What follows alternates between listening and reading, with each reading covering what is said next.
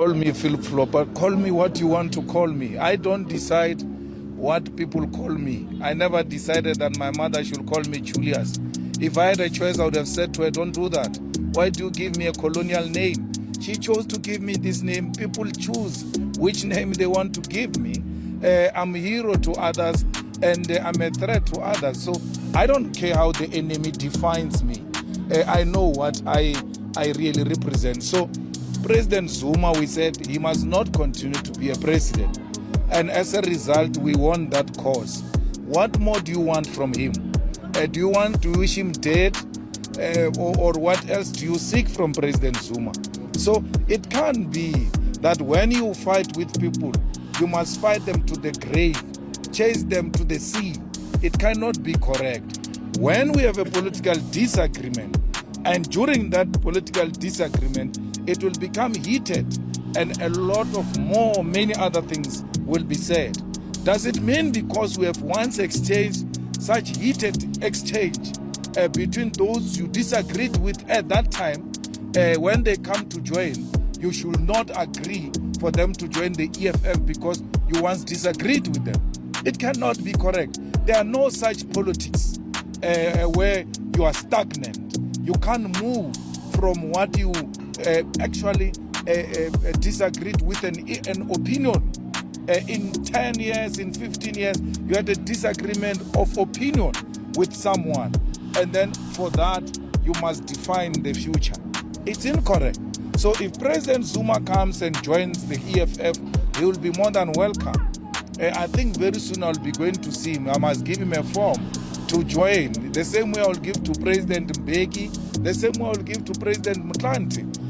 They are good citizens of our country.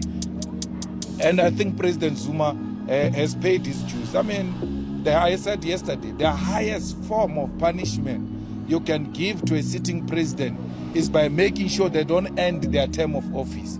Have you done that to Zuma? Yes. It's a permanent punishment. They will never finish talking about it. President Mbeki still speaks about it today. That's how painful that thing is. So having applied the highest form of punishment, do you still want to go and kick them even when they are down? That is not Africanism. That is not Ubuntu. I'm not going to be asked by Europeans who don't know how we engage on issues as Africans to behave the same way they behave. I don't behave like that. When a person is down, you don't continue to kick them. Finally, that is an act of cowardice. But I think it's a matter of strategic importance for the future of our country to understand what went wrong.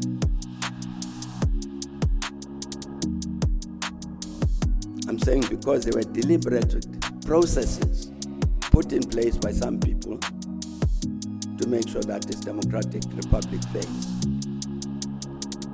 That's a matter that we need to still discuss even with the ANC. I don't think the ANC understands that reality. It is true that you have got many greedy people, many corrupt people. If I ask the question, why is the ANC, which marginalized people as we in the days as we are saying, why is it behaving like this? In 1997, Nelson Mandela says, addressing an ANC conference, that something wrong is happening, which is that as the ANC were attracting into our ranks people who are not ANC. People don't have the values of the ANC, but they can see that to be a member of the ANC is to have a step ladder to government in order to have the possibility to steal. So that's 1997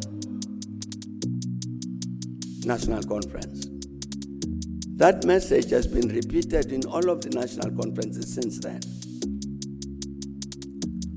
But nothing has ever been done to get rid of these ones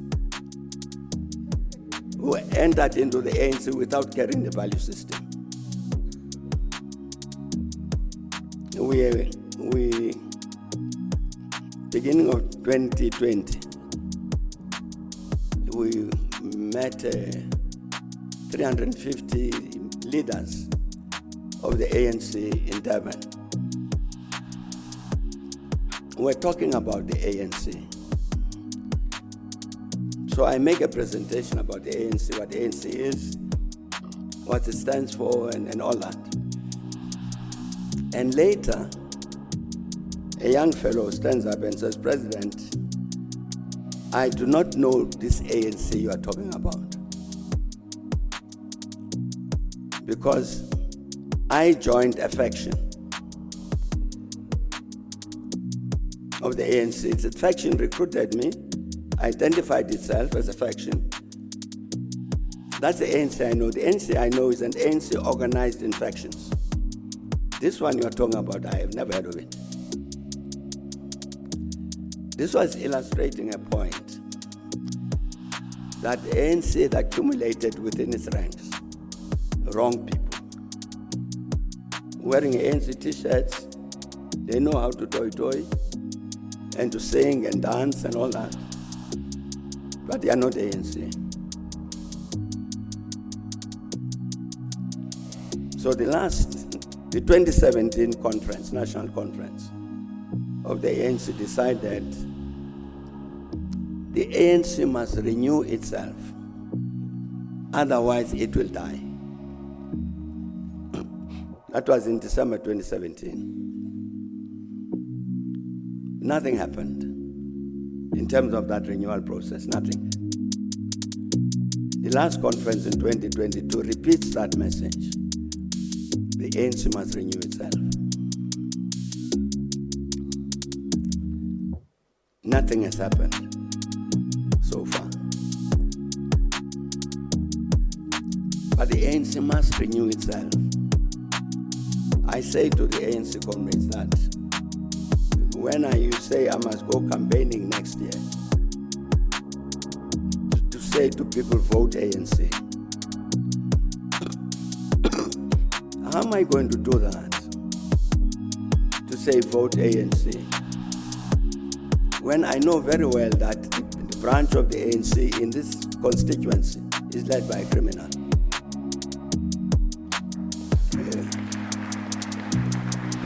You can't.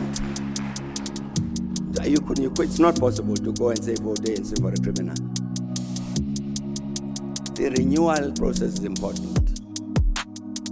The former president also mentioned that he will campaign for the ANC. Are you going to campaign? Sure, I'm a member of the ANC, is a member of the ANC, of course. As part of the obligation on members of the ANC, we have to make our own contribution to engage the population. Well, you are saying he made a U-turn. You're not saying it's a flip-flop.